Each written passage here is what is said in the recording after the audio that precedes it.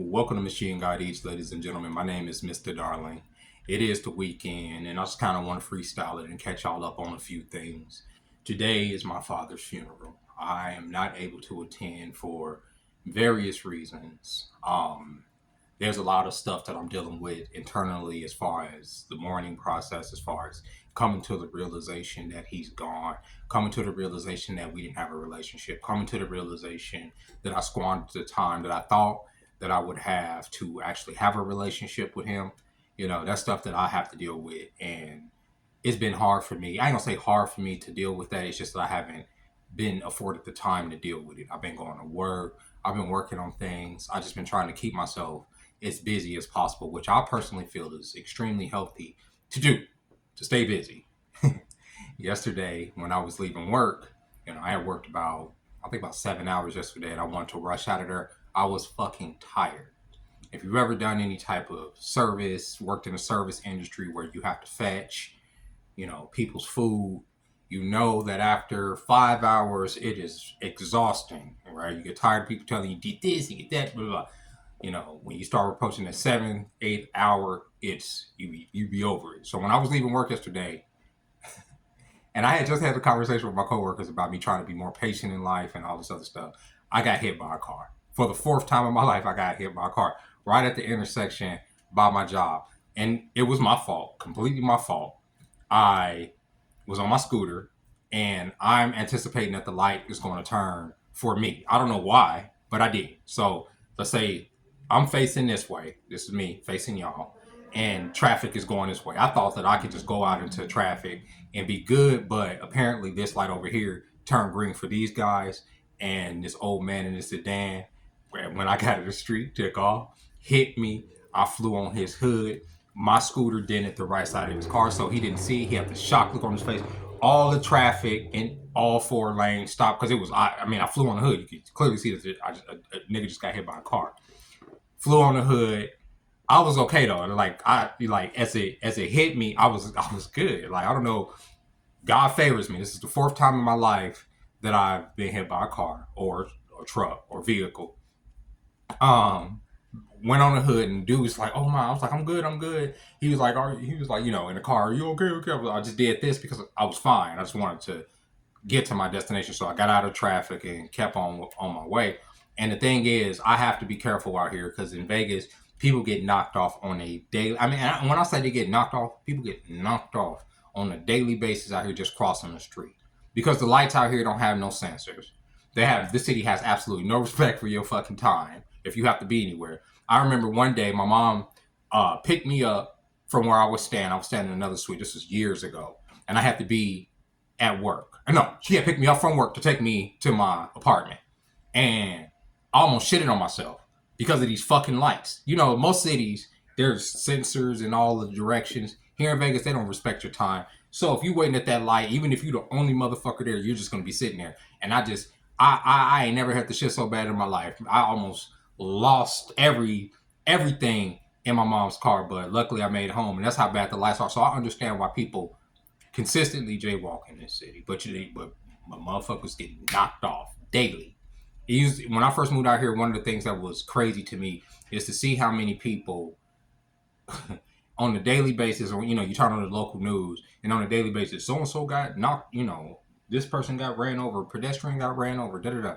So I got to be more careful. I got to be more patient, and pretty much not put myself in those predicaments if I can.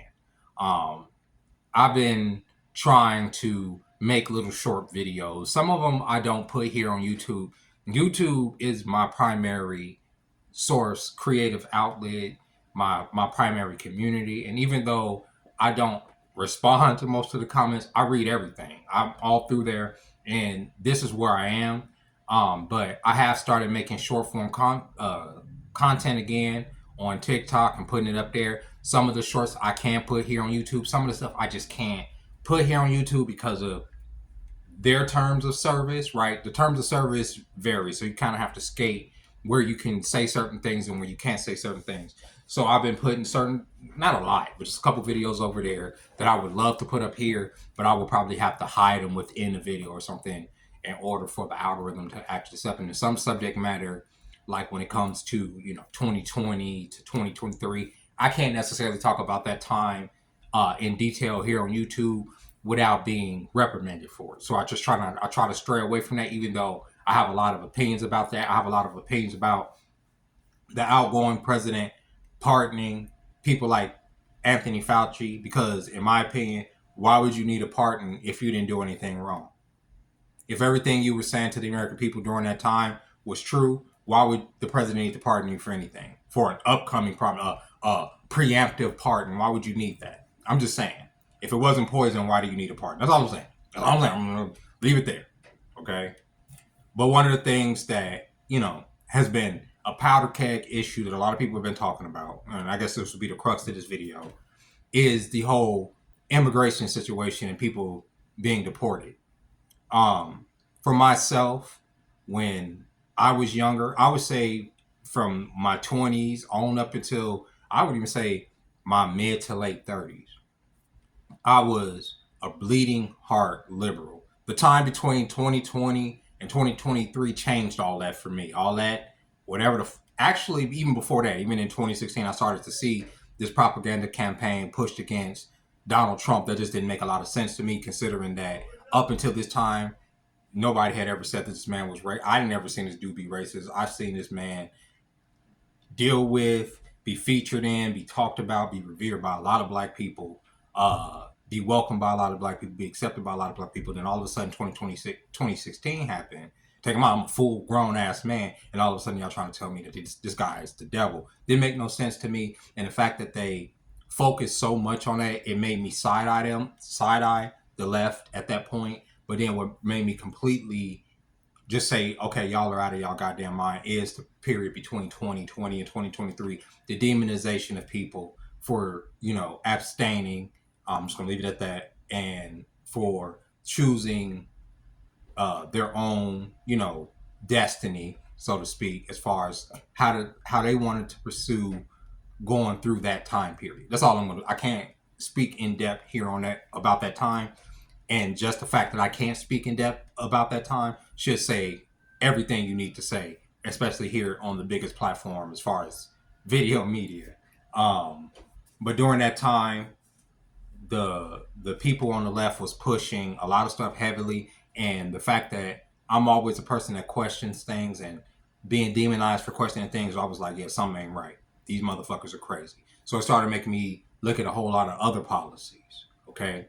And when we talk about this whole mass deportation thing, this isn't new, especially for you young people who are being fed propaganda that's telling y'all that, oh my God, this is Nazi Germany all over again. For one, there's always been a period in time in which ICE and the federal government has done these sweeps. In fact, throughout cities, they do these sweeps, not necessarily for immigration, but for warrants and all that. They do it at least once a month, if not weekly. Okay. But on a federal level, doing these sweeps as far as ICE and going through, this is not nothing new. This has been happening forever. Okay. In fact, Obama has the record for deporting the most people through ICE through these policies. These policies ain't just come about because Donald Trump became president. ICE wasn't formed by Donald Trump. This is an organization that has been there forever, and they've been implementing these policies forever. And you have people from other countries that come here illegally, and they commit crimes.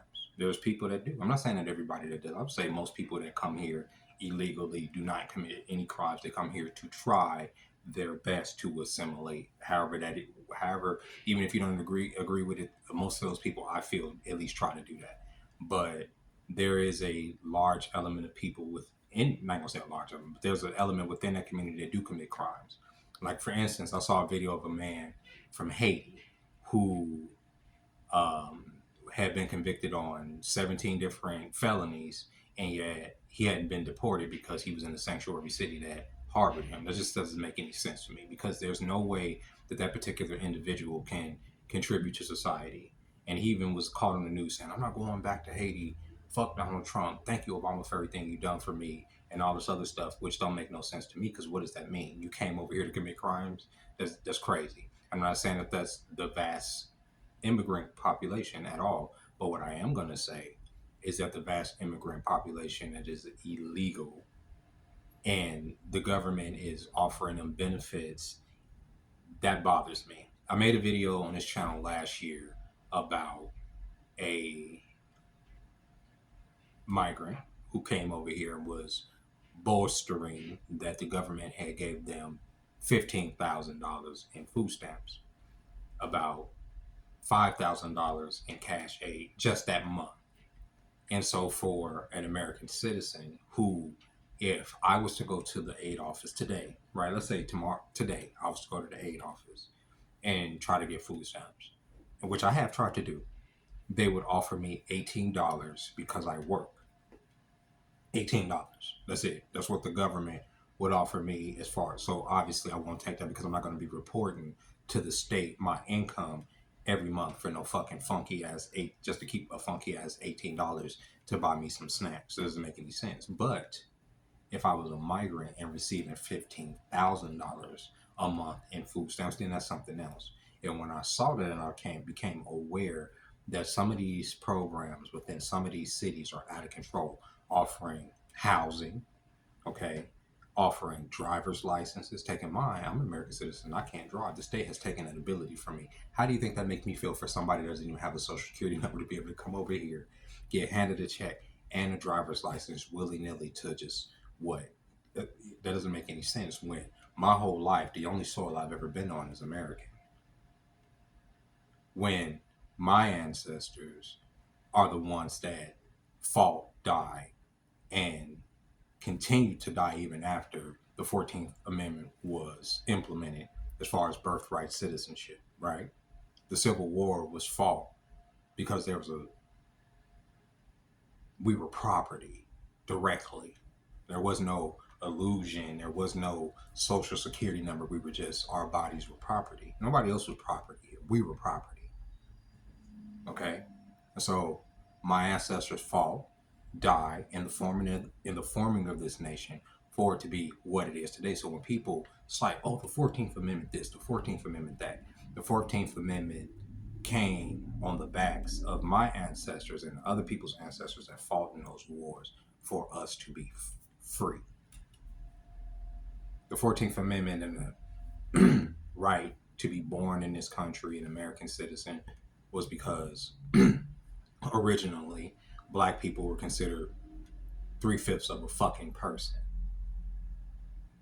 Many generations of people had to die in order for us to obtain that right. And even after that, then you go into Jim Crow. Then you go into all these other systems that they put into place to keep us down.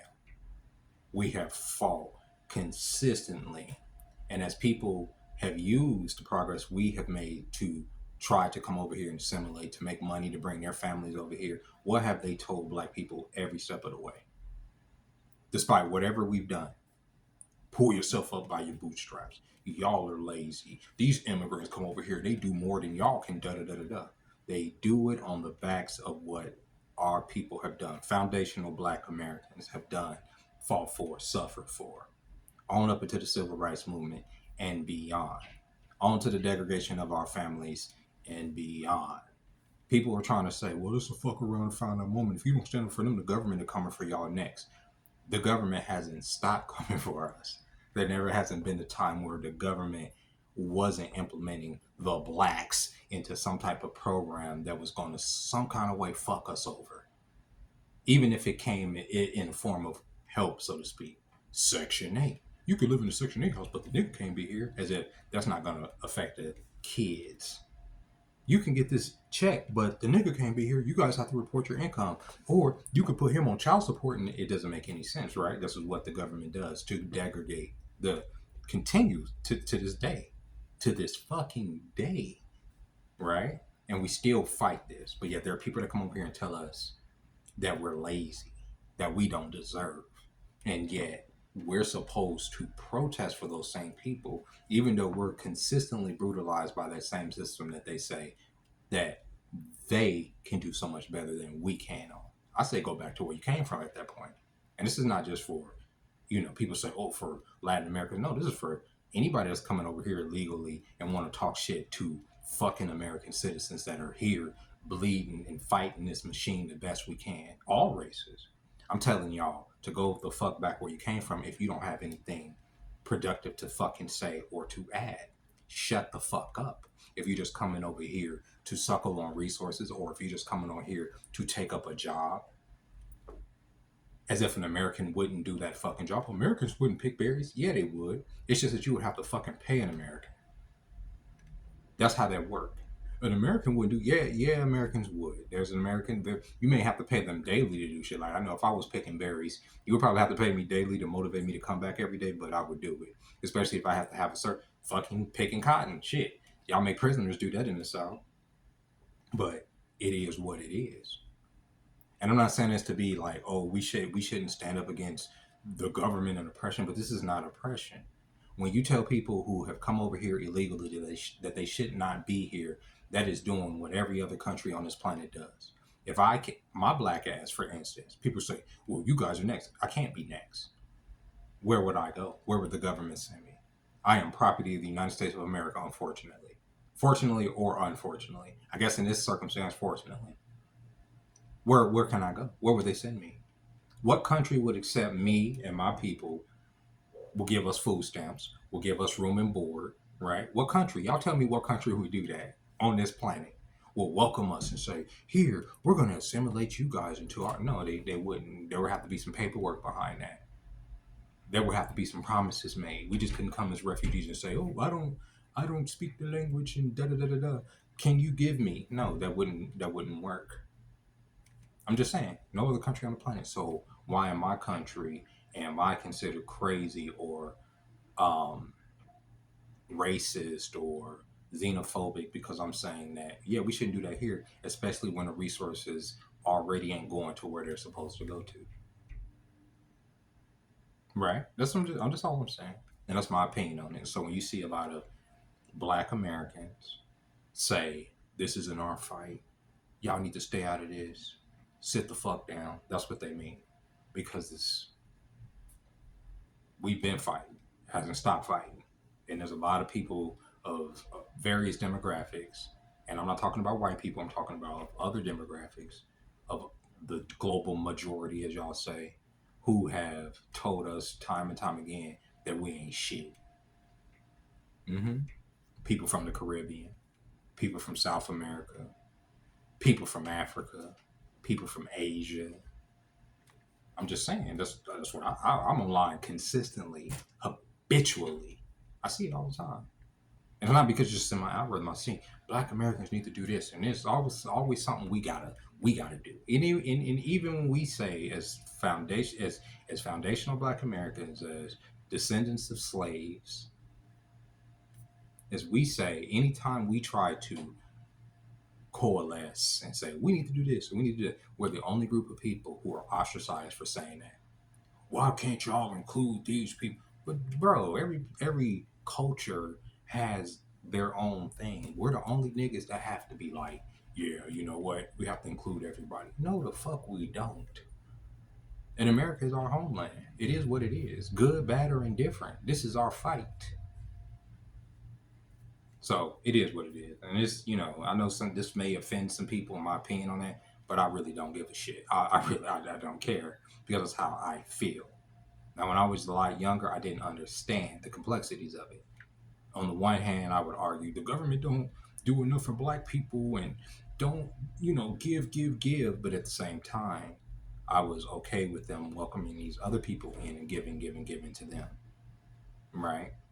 But when we speak on reparations or we speak on doing something specifically for our community, it's like, why? So that's why I feel the way I feel. And with that being said, ladies and gentlemen, this has been a long-winded conversation. Yes, I am fine. I'm probably going to go live tomorrow. So if y'all wanted to engage with me as far as this topic or any other topic, I will be more than happy to engage with y'all. That's like I like to engage with the audience through lives. That's the funnest time. So I'm gonna go live tomorrow when I get off of work, and I'm gonna see if I'm gonna maybe go out here and go to one of these restaurants or something, get some food, come back. We could probably, I don't know. I don't want to make no promises, but that is what we're gonna do. So with that being said, ladies and gentlemen, I hope you're having a fabulous Friday night and you enjoyed this video, or you got something from this video, you got something to say about this video, go ahead and um, sound off in the comments. And before you be like, oh, this dude's just racist, take in mind, I have, my kids are mixed. So it's not like I'm sitting here just like, oh, just I don't like eating that. It ain't got shit to do with that. It's got something to do with literally birthright. And it includes my kids' birthright for them to be able to get something out of this system without somebody coming over here and taking out of their fucking mouth. That's what I give a shit about. So with that being said, ladies and gentlemen, I'll catch y'all next time. Bye bye.